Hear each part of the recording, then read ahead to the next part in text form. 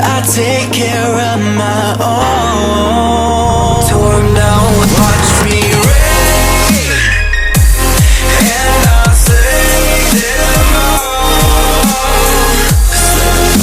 Slay them all, slay them all. You'll never separate. Today I am driving an extremely privileged car known as Jasmine. This car has been kind of a legacy around Virginia Beach when I lived down here. It was always kind of the car you never saw. You never saw it driving around, but you knew that when it was ready, it could just be insane. The car is a 2005 Evo 8, in my opinion, my favorite Evo generation. Car is fully built, 4G63, precision turbo, and a fully built busher racing, basically. Pretty much everything you can do to an Evo is done to this car. And unlike a lot of cars that have a racing harness, this needs it, I can tell you. This is easily the fastest car I have ever driven, and maybe even been in.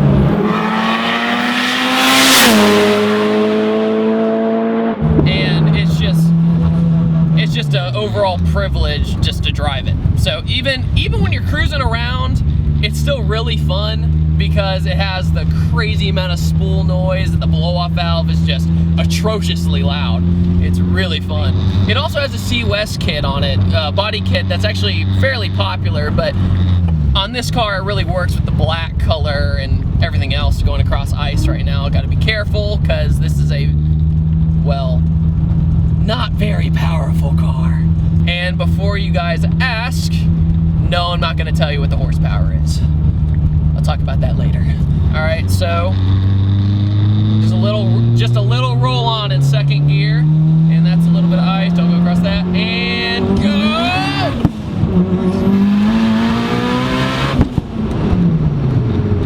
Wow. Wow. That's all I have to say. Oh. I stalled. That E85 though. The clutch in this car is very tricky though. As you notice when I drove, you know, I'm kind of bucking like this, and not that I'm a terrible driver or anything, I'm not, you know, Ayrton Senna or anything, but it is very tricky. It's a quartermaster race clutch, so it's obviously no joke. It also has a stupidly big wing on the back, but don't worry, it's fully functional and causes a lot of downforce. Oh, ATV behind us. I got to.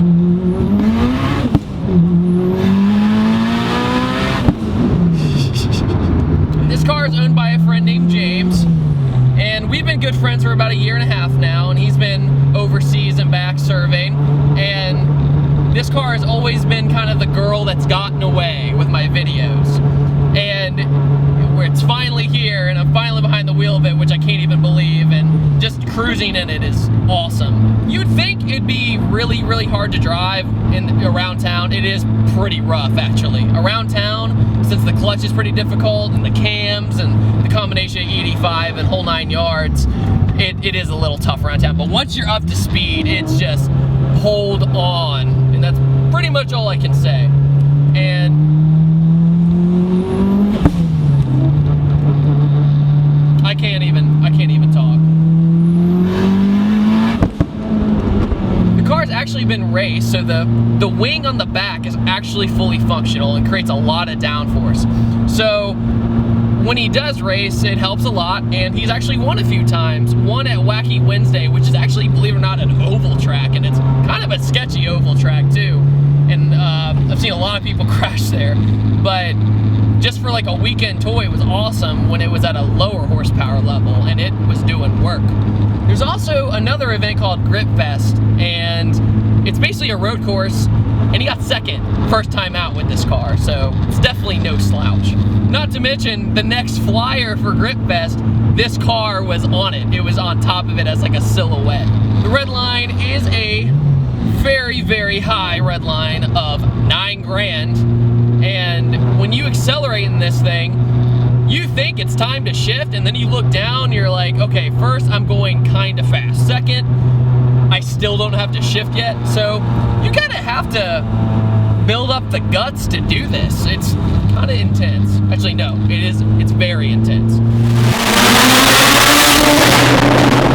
So going back, remember the beginning of the video I said, I'm not gonna tell you the horsepower number because we're gonna make it a game. In the comment section below, I want you to guess. And here's a hint. When you roll into it, it spins all 4 tires.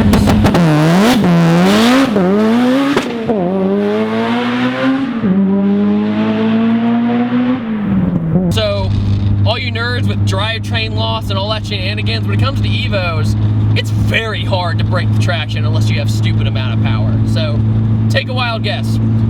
Whoever gets the closest gets a free t-shirt, so kudos to you. Like I said earlier, it has a C West kit on it, and it just makes it look so vicious going down the road. Even if it was a close to stock Evo, which it's not, even if it was a close to stock Evo, you would still be hesitant to mess with it, so to speak. It's one of those cars you're just like, I don't know, man. There's just something fishy about it, and it's because it's evil. It's really evil and scary, but so fun. When you get on it, especially in like 3rd gear, it's not so much you're scared. It's like an adrenaline rush, just a hair, and then it just keeps pulling, but you just hold on and you're fine. If you just stay nice and relaxed, you'll be completely fine. You just have to go at your own pace, so to speak. Now, unlike normal Evos, the interior of this car has bride seats, and brides obviously are very, very nice seats. They hold you in position for the most part, and the racing harnesses are actually very nice. What's good about this is you don't have to use the harness, but they're there as an option. Only problem about E85 here in Virginia is that it is a little hard to come by. You definitely have to plan your trips out, so to speak, and hope that you run into a gas station that has E85. So every now and then we have to like stop beside a road and pour more in. It's just how it is.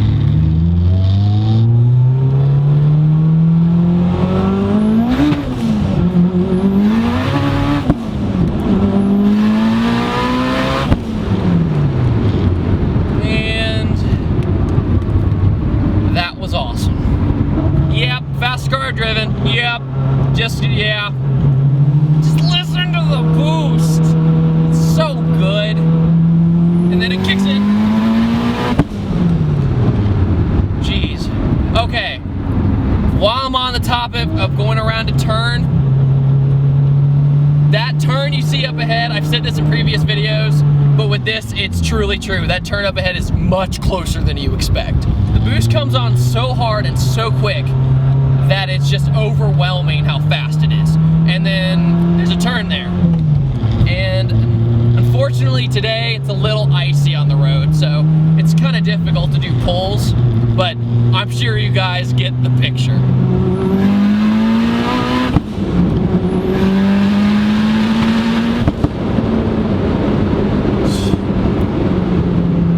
It never stops pulling.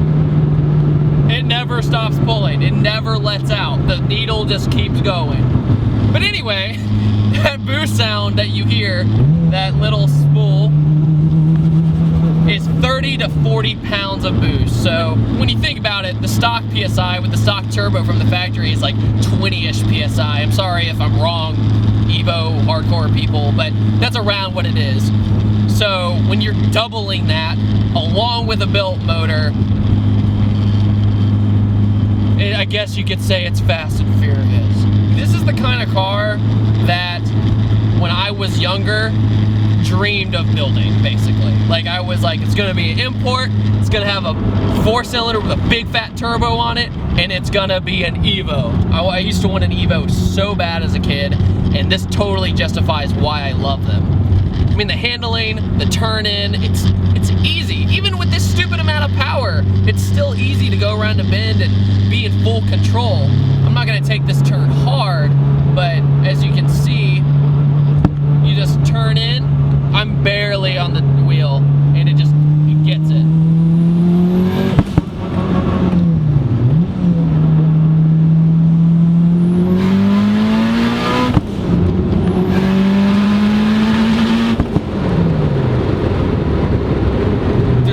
sentence I could describe this car, it's sensory overload. You have the air fuel right here, you have the tach, you have the speedometer, which, to be honest, it's really hard to look down at the speedometer because I'm so focused on driving. And you're just holding on. It's basically what you're doing. You're just like, okay, I have faith in the car because it can handle it, and you just do it. You're just like, yeah, it'll be fine, and you just do it. And it's awesome. It's definitely the most awesome car experience I've ever had.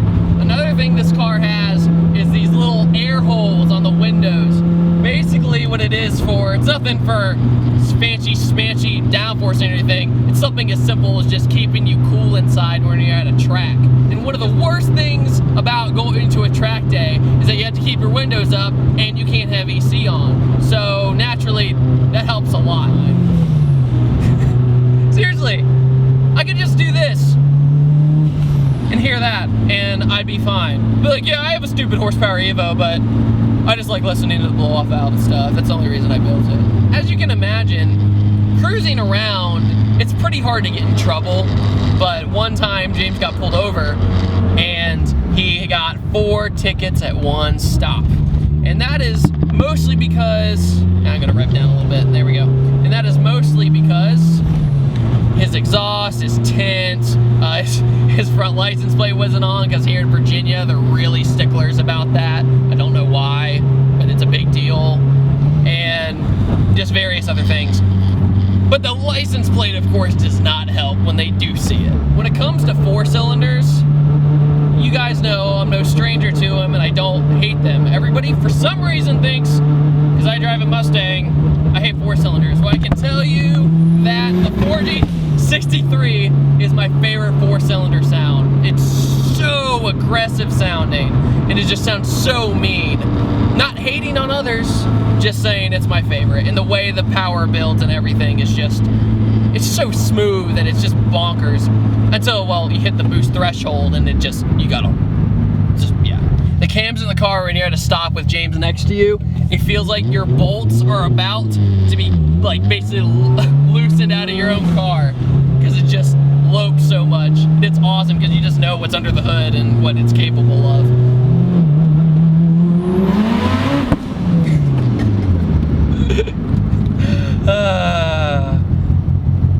Smiles per gallon. And on this lovely note, gas, gas, gas! Go, go, go, go, go, go. Got it. And on this lovely note, I want to thank James so much for letting me drive this car. I know it's no easy feat letting somebody drive this monster. And I don't know if I would even let myself drive it, but he's a cool enough guy and let me do this for you all. Anyways, guys, I want to thank you so much for watching this very special video. I've been wanting to do this for a year, and I hope you all take it easy and have a good rest of the day. See you next time. Believe it or not, this was my first time driving an Evo 8, ever. I've never driven a stock one, so I guess you could say I went all out.